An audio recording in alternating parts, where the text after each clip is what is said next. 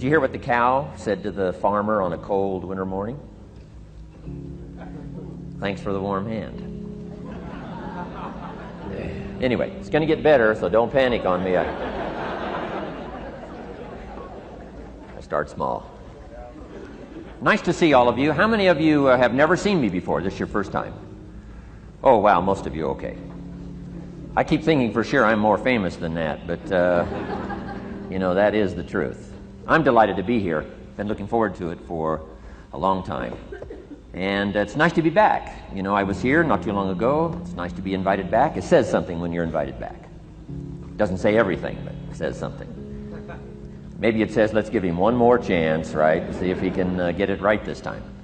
But I'm delighted to have all of you here. We're going to spend the day together. I feel two major responsibilities, and I'm sure you can guess what those are. Number one is to make sure you get your money's worth, right? When you shell out your cash, especially these days, you want to make sure you get full value for the money you spent. And I know the tab for the seminar was not that much. Pretty modest fee to get in. Most of you, your tips for the week, right? So it wasn't that much. But I want you to be able to say when you walk out of here today, it was worth my money.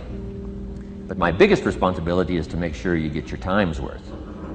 And the reason I say that is because time is more valuable than money. In fact, you might start your notes with that. Time is more valuable than money. You can get more money, but unfortunately you can't get more time. If somebody asks you to spend your money, that's pretty easy, right? We live in America. We're wealthy. So the money's not the problem. But what if somebody asks you to spend a day, right? You got to think that over carefully. And I know you did. I wouldn't waste one of my days, not for anybody, not for anything. Once I understood how valuable they were, I don't waste any. But to make an investment like today of your money and your time, I appreciate that. Today's going to be costly for me. It's going to cost me one of my days to be here, right? And some money, of course. But, I don't need the money. I take the money, but I don't need the money. But guess what I do need? The time.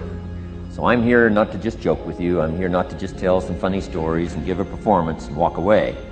I'm here to give you some value, and I want to make it worth your time. I'm going to invest a day. You're going to invest a day. Let's get the most out of it and see what we can walk away with today. Anyway, for you that have not seen me before, just very briefly, let me just tell you my story. I grew up in Idaho, farm country, southwest corner of Idaho. In fact, my father still lives on the old homestead where I grew up. He'll be 89 his next birthday, still hasn't retired. I'm proud of my dad. He's never been ill. He's really something. I'm trying to get him to retire this year, 88. I'm telling my father, what a good year to retire when you're 88. And he says, hey, talk to me in 10 years, right? I might be ready. But anyway, I went to high school. I graduated. I went to college 1 year. Halfway through my second year of college, I decided I was smart enough, so I quit. One of my major mistakes. I should have stayed in school. But I thought, heck, I'm smart enough to get a job. That's what life's all about, right? Get a job, pay your bills, work hard, stay out of trouble, keep your fingers crossed, hope for the best. And I figured I was at least prepared to do that. So I quit college and went to work. A little while later, got married, got my little family going, and I'm out there doing what I thought was the best I could. But about age 25, I'm starting to struggle. I've purchased a little more than I can conveniently pay for on time. And the creditors are starting to call saying, hey, you told us the check was in the mail. What's the deal? And I'm getting embarrassed by that. I'm also embarrassed, big mouth me, with all the fancy promises I made to get married. I'm way behind on those promises. And I'm getting discouraged, wondering what to do. And I thought, well, maybe I should go back to school. Right? 1 year of college, pretty short on an application. But, tough to go back to school, right? Especially when you got your family going. Time to stay is when you're there. So I discounted that. I thought, well, if I, had my own business, that would be the way to go. But, I'm short on money. Too much month at the end of the money. If you've ever been there, that's where I was, age 25. So I had to discount that, and I'm discouraged, wondering, where do I go from here? And then the miracle happened for me. Good fortune came my way. And who can explain good fortune? I don't know. Remarkable things that happen to you at a particular time. Sometimes it's just unexplainable how those things happen. One of my friends says, well, hey, things don't just happen. Things happen just. Another good note for your notes. Things don't just happen. Things happen just. And maybe that's it. I don't know. I'm an amateur on life, I guess like most of us are, trying to figure it out, how to make it valuable. But I was ready. And my good fortune was, at age 25, I met a very wealthy man. His name was Mr. Schoaf, Mr. Earl Schoaf. A friend of mine had gone to work for him, and he started telling me about this man. He said, you got to meet this man I've gone to work for. He's wealthy, but he's easy to talk to. And he's got a unique philosophy of life.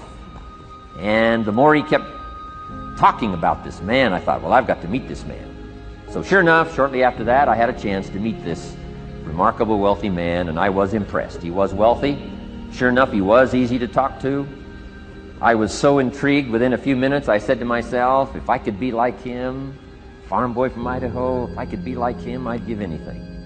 And then I thought, if I could just get around somebody like him, and if he would teach me what to do, I would be willing to learn. I'm coachable. And that was my good fortune. A few months later, this wealthy man that I met, Mr. Schoaf, took a liking to me, hired me, gave me a job. I went to work for him. And I spent the next 5 years in his employ.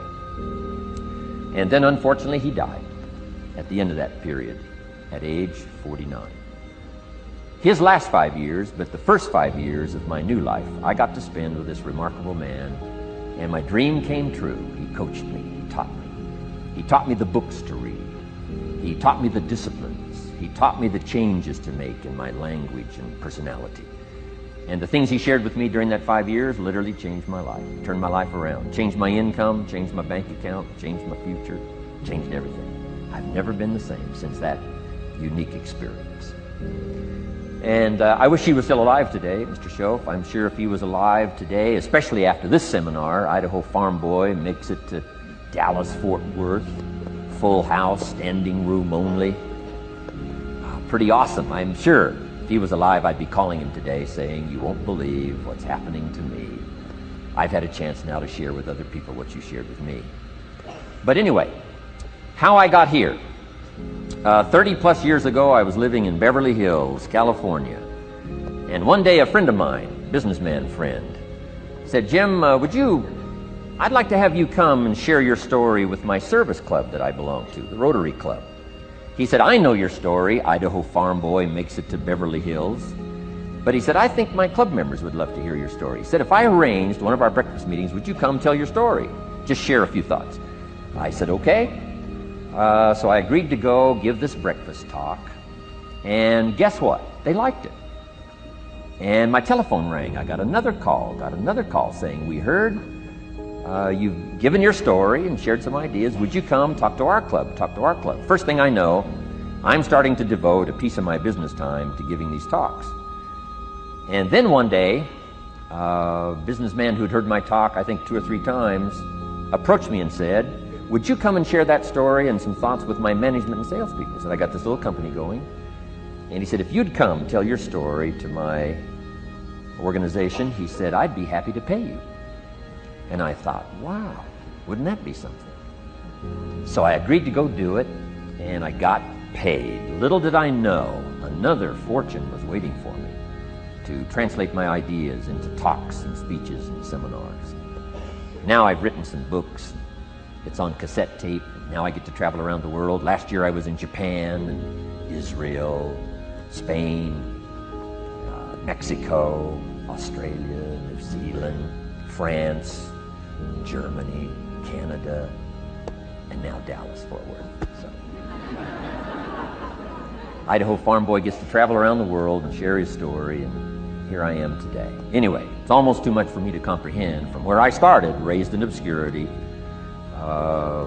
in a little small farm community, and now to be here today is pretty awesome for me. So anyway, that's just a little bit about my story. My story is probably more intriguing for me than it is for you, but I wanted to hear it again, so I thought I would just, bore you with it. Anyway, I don't ask you to be impressed today. I'm the one that's impressed from where I came from to have a chance. But that's the American dream, right? Come true. Chance to start from scratch, start from obscurity, start with pennies, start with nothing, and have a chance to transform your life, change your life, set your goals, and see what you can accomplish. So anyway, that's how I got here, and I'm just delighted that this day has arrived, and I truly want to make it valuable for you. Let's go to work. Here's what I hope you'll find out of this seminar today for your notes. Here's what I hope you'll find. Number one, sincerity. Above all else today, I hope you'll find me sincere. Best place for people to start to communicate is sincerity on both sides. I'm sure you're sincere or you wouldn't be here today, right? To spend this kind of money, to spend this kind of time, roll up your sleeves today, go to work like I am, and get this message. You've got to be sincere. So I assume you're sincere. Now I want you to see me sincere. But I've got a good note for you to make. Sincerity is not a test of truth. Important note to make. Sincerity is not a test of truth. We must not make the mistake of saying he must be right, he's so sincere. That would be a mistake. And here's why. It's possible to be sincerely wrong. So we don't mistake sincerity for truth, right? Sincerity is only a test of sincerity. Truth has to yet be tested by truth, okay? But hopefully you will find me sincere and truthful. Next, a combination of things I hope you'll find here today. Ideas plus inspiration. Ideas plus inspiration. Ideas, business ideas and social ideas and personal ideas, we all need ideas.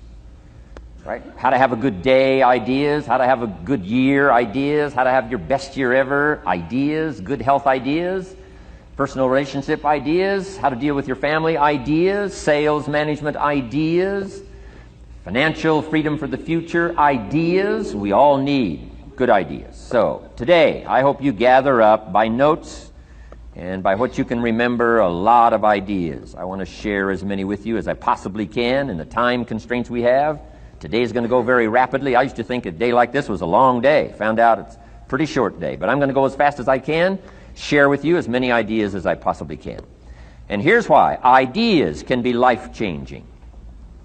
Ideas can be life-changing. And sometimes all you need is just one more in a series of good ideas. It's like dialing the numbers into the lock. Right? You got 5 or 6 numbers dialed into the lock. The lock still won't come open, but you don't need 5 or 6 more numbers. Maybe you just need one more, and maybe a seminar like this could do it. A sermon could do it. The lyrics from a song could do it. The dialogue from a movie could do it. Conversation with a friend might do it. That one last piece you need, number. Dial it into the lock. That's it. The lock comes open. There's the door for you to walk through. And maybe this seminar today could furnish that for you. One more idea. I know you've come with a lot already. Sometimes we get the impression, I used to have that I only had this much going for me and I needed this much. Usually not true. And I'm sure not true of this audience, where I find you today, as well-dressed as you look today. As fine as you are sitting here today. It isn't that, you've got this much going for you and you need this much. I would assume you've got this much going for you, and maybe all you need is just a few more thoughts, ideas, to furnish you some ways and means to turn your life into the dream you want it to be. So, ideas. The seminar is going to be loaded with ideas. I want you to take good notes. But here's what else I hope you'll find here today, and that is inspiration. And who knows the mystery of inspiration? Why some people are inspired and some are not? You were inspired to get here. Some were not. Who knows the mystery of that? I don't know. How come you made it? The rest of them didn't make it. We don't know what that mystery is. Some people turned it down. Some people said it costs too much. Some people said it's going to take too much time. Some people are too busy, right? A lot of different excuses why some are inspired to take advantage of something that comes to town. Others pass it up. We don't know the mystery to that. Here's what I call it. Mysteries of the mind. And I just leave it at that. Some things I don't try to figure out. I take the simple approach now. Right? Some people do and some people don't. I mean, that's about as profound as my philosophy is. Some buy and some don't buy. Some go for it and some don't. Some change and some don't. And if you've been around for a while, you can usually work out the numbers, right? Out of 10, 3 do, 7 don't. Whatever business you're involved in, pretty soon you got this ratio going. The ones that do, the ones that don't. You say, well, why don't the ones that don't, how come they don't? We don't know. I just leave it as a mystery. I used to try to understand all that. I just take the simple approach now. The guy says, this happens to me, this goes wrong for me, and all this stuff goes wrong for me. How come all this stuff happens to me? I say, I don't know, beats me. The best I've been able to figure out is those kind of things always happen to people like you. I mean, right? That's the best I got. I don't know. I'm an amateur on this stuff. What do I know? So, just take the simple approach, right? That's how it is. Who knows? Interesting story says, the day the Christian church was started.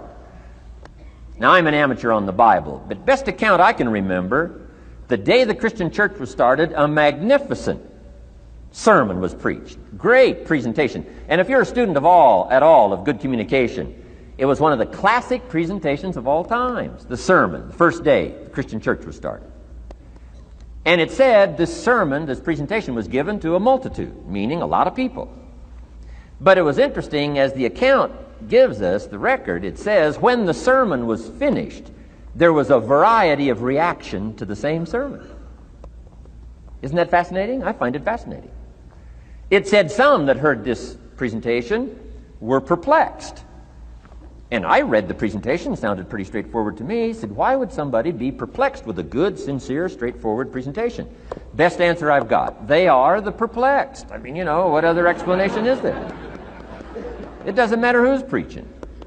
Right? It said some that heard this presentation mocked and laughed, made fun of the presentation. I thought, hey, this looks pretty sincere to me. If you give a sincere, honest presentation, why would somebody mock and laugh? Easy explanation. They are the mockers and the laughers. What else would you expect them to do? Right? I used to try to straighten all that out. Say, well, they shouldn't do that. I don't do that anymore. I've got peace of mind now. I can sleep like a baby, not try to straighten all this stuff out. I used to be so naive. I used to say, well, liars shouldn't lie. See, how naive can you be? Of course they're supposed to lie. That's why we call them liars. They lie. So I don't straighten this stuff out anymore. Anyway, it said some that heard this magnificent presentation didn't know what was going on. And they're usually easy to spot. They're usually saying, what's going on, right? I mean, they don't know what's going on. But interesting, right? A variety of reaction to the same sincere, honest presentation. Now, it also says, in wrapping it up, some that heard the presentation believed. And I think that's who the speaker was looking for, the believers. Interesting. Now, it said the number of believers was about 3,000. So a pretty good first day. 3,000. I've had some first days, but I never had 3,000. But anyway, 3,000 were believers. And the speaker was looking for the believers out of this multitude. And that's about as close as we can come to understanding the mystery. Some believe, and some mock, and some laugh, and some are perplexed, and some don't know what's going on. And you just have to leave it that way. Why? Because that's the way it's going to be. The way to be brilliant is to find out how it's going to be and then say, here's how it should be. I mean, that's how you become brilliant. So, anyway, who knows the mystery? I call it mysteries of the mind. We don't understand. But I don't try to change it anymore. On this particular story, as far as we know, they didn't have classes after the presentation to try to de-perplex the perplexed. I mean, as far as we know, they left them perplexed. They left the mockers mocking. They let the laughers laugh. I mean, they didn't come back and try to straighten all this out. You say, well, how can you build a church? Well, make another presentation, and you'll get some believers and some mockers and some laughers and some who don't know what's going on. So that's about the best we can do. But I'm glad I've got the believers here today. You believed enough to shell out your cash and part with your time and some of your effort and energy, and I appreciate that. So hopefully you'll find some inspiration here today. All right? To get the most out of today, a couple more notes. Number one, be thankful. That's a good way to capture the most of a day like this. Be thankful for what you already have. That shouldn't be any problem in America, being thankful. Everything we need is available in America. Everybody wants to come here, right? The last time I was here, that little presentation I gave, everybody wants to come here, America. People haven't plotted and schemed the last 40 years saying if I could just get to Poland, everything would be okay. No, everybody wants to come to America. Why? Everything's available here. All the books you need, all the sermons you need, all the churches you need, all the schools you need, all the instruction you need, all the inspiration you need, all the capital you need, all the markets you need, all the challenge you need, all the information you need, all the seminars you need. Everything's available here. This is America. So number one, let's be thankful for what we already have. Thanksgiving does this. Opens up the doors, opens up the windows, opens up the channels. Thanksgiving for what you already have. I did a seminar one weekend up at the ranch, up at Clear Lake. Got a lodge up there. Nice setting, high valley, high serenity ranch. For the weekend, Friday evening, Saturday, Sunday. People drove in from around California. I got there late Friday afternoon. Everybody had pretty well already gotten there. I couldn't believe the parking lot. Continentals and Eldorados and Mercedes and Cadillacs and unbelievable. Ferrari, one Rolls Royce, unbelievable. I walked in, good-looking crowd about like this, sitting there ready for the weekend seminar. My opening remarks were, ladies and gentlemen, I think the rest of the world would find it strange that we have all come here this weekend to try to figure out how to do better. Right? I think the rest of the world would say, I don't understand. Guy in his Rolls Royce saying, I got to get to the seminar, find out how to get another one of these Rolls Royces. Unbelievable. Anyway, let's be thankful. Here's what locks up the doors and the channels to receive more: cynicism. That locks you away. That prevents you from learning more. Being a cynic about the past and the future, a cynic about the marketplace, cynical about the people, cynical about the institutions, cynical about the setup, cynical about yourself, cynical about your chances. See, that locks away all the chance for stuff to flow your way. So, good advice, I think, today. Start off, be thankful. Here's number two, listen well. And that's going to be a challenge today. I understand that. Seems like most of, our life is still going on outside these four walls, right? Most of our life seems like it's out, continuing out there. Family and business and associates and market and economy and whatever else is happening in the midst of your life. And to sort of, pull your attention from what's going on out there and put it in here for just a few hours, I know is a challenge. But do the best you can, listen well. And here's the last one, take good notes. Be a good student today. Take some good notes. I've not come to entertain you. As you can tell by my opening joke, right? I would not make it in Las Vegas. So we don't have a dog and pony show today, no entertainment. But I do have some ideas. Take some good notes. Somebody showed me the other day notes that they took about 21 years ago, attending one of my seminars out in Los Angeles. He said, I still use these notes I took 21 years ago to help me in my business, relationship with my family. So I'd like to have these notes that you take today become that valuable for you. Then it would be worth me making the investment to come and spend a portion of my life, my time, my energy here.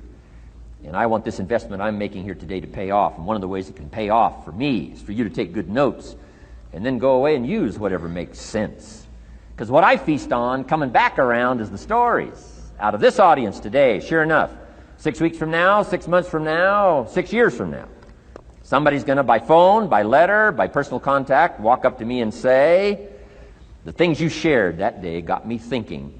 And I started making some changes, and let me tell you what's happened to my business, let me tell you what's happened to my sales career, let me tell you what's happened to my relationship with my family. See, that'll make it worth it for me. Not the money, the return. Something you can't buy with money. If somebody says, thank you for touching my life and taking the time to make the investment. And that's what I'm all about. So if you'll become a good student today. And here's the last note. Don't be a follower, be a student.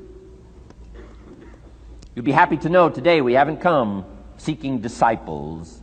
We've got no movement for you to join. I'm just here to share some of my experiences, good ideas, best I can. But I think that's good advice. Don't be a follower, be a student, right? Take advice but not orders. Take information, but don't let somebody, order your life. Make sure what you do is the product of your own conclusion. Excellent note to make. Make sure what you do is the product of your own conclusion. Not to do what someone else says.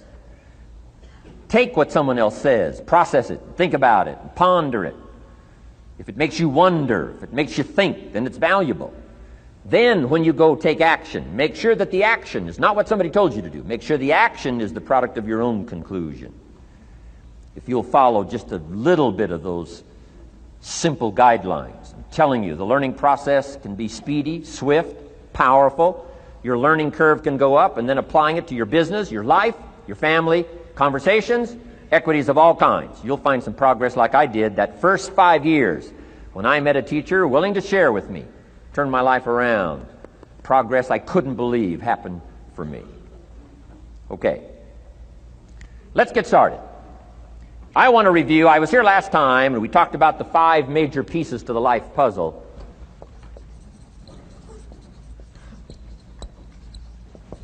And I just want to review those because it lays such a good foundation for all the rest that I want to share with you today. We got a lot of subjects to cover, so we're going to go rather swiftly, okay? Put on your mental track shoes here and run with me today, because I'm going to deal mostly in concepts. Expect you to, fill in a lot of the details, because I've got a lot to share. I want to get through it all. But let's lay this foundation again of the 5 major pieces. Happens to be the title of my latest book.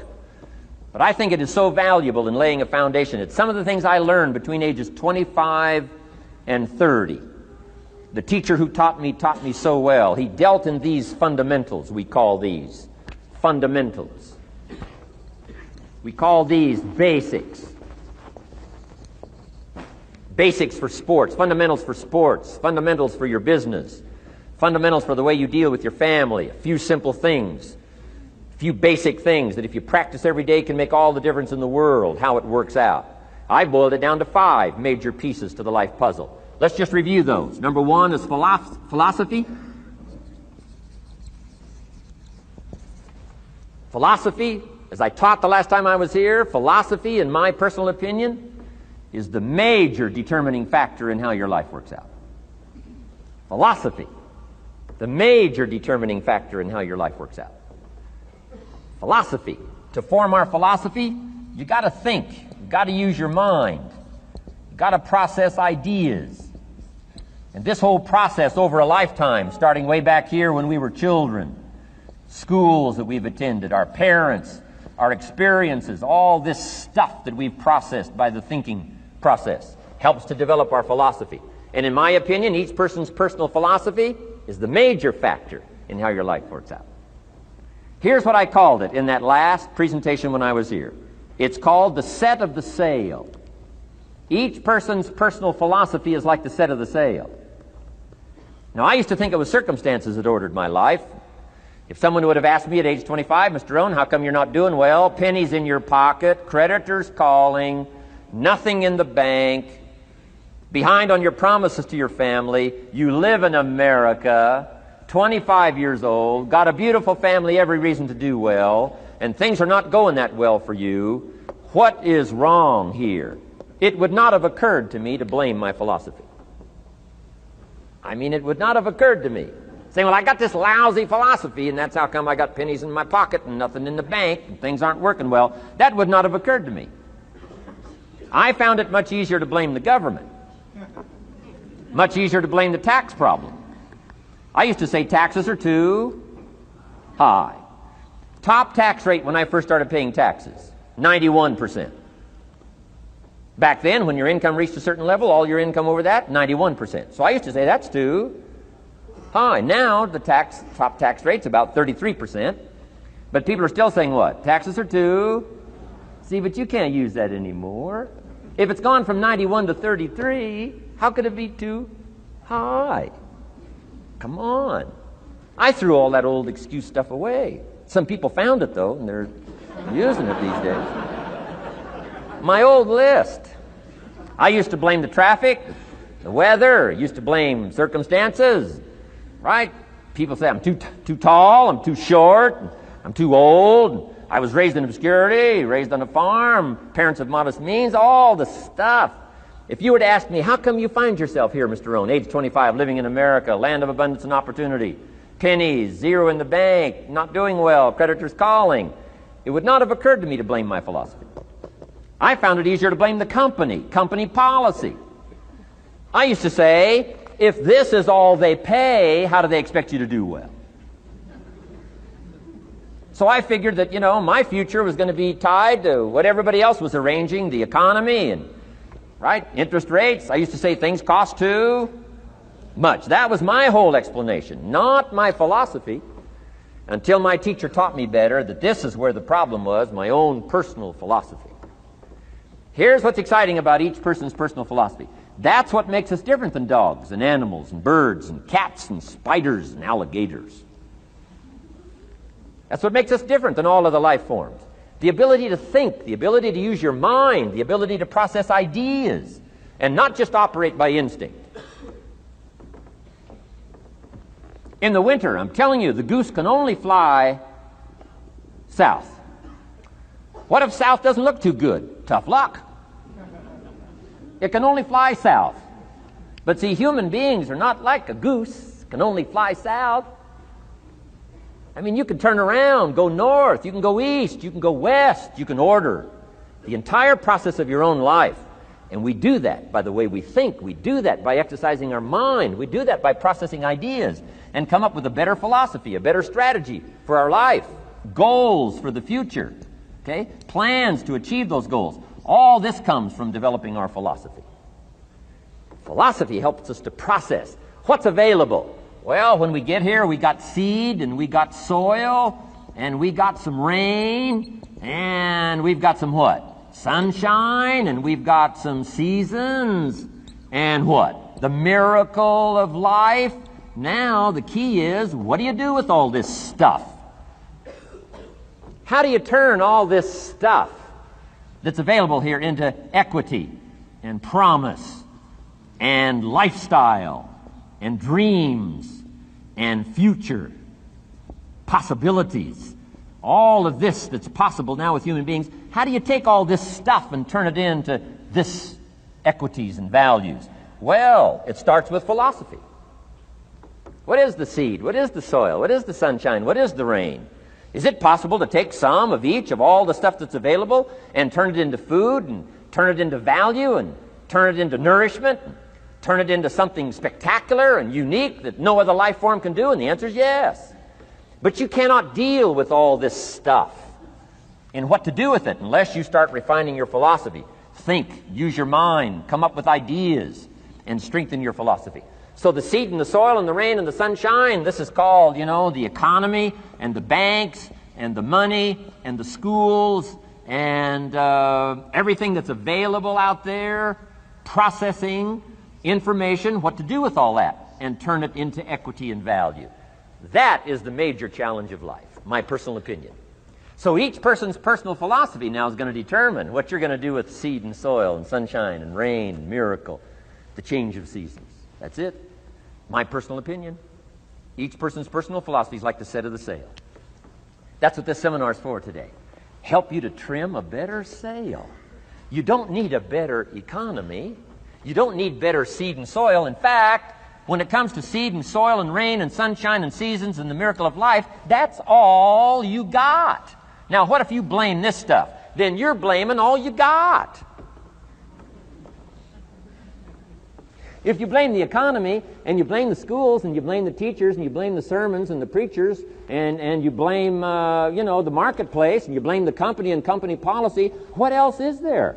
When some people get through with their blame list, there isn't nothing else. That's all there is.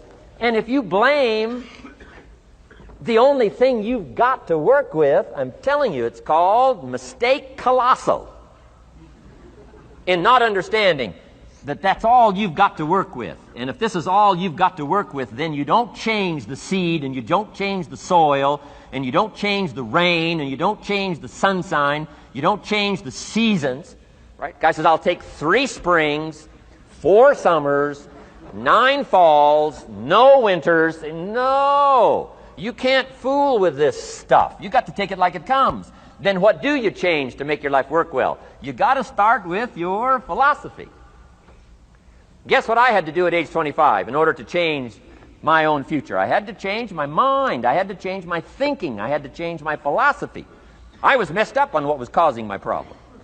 And once I got that straightened out, that all the stuff I blamed, the government and taxes and the marketplace and the economy and things cost too much, negative relatives, cynical neighbors, once I got rid of that and started going for where the real problem was, which was me, I'm telling you, my life exploded into change.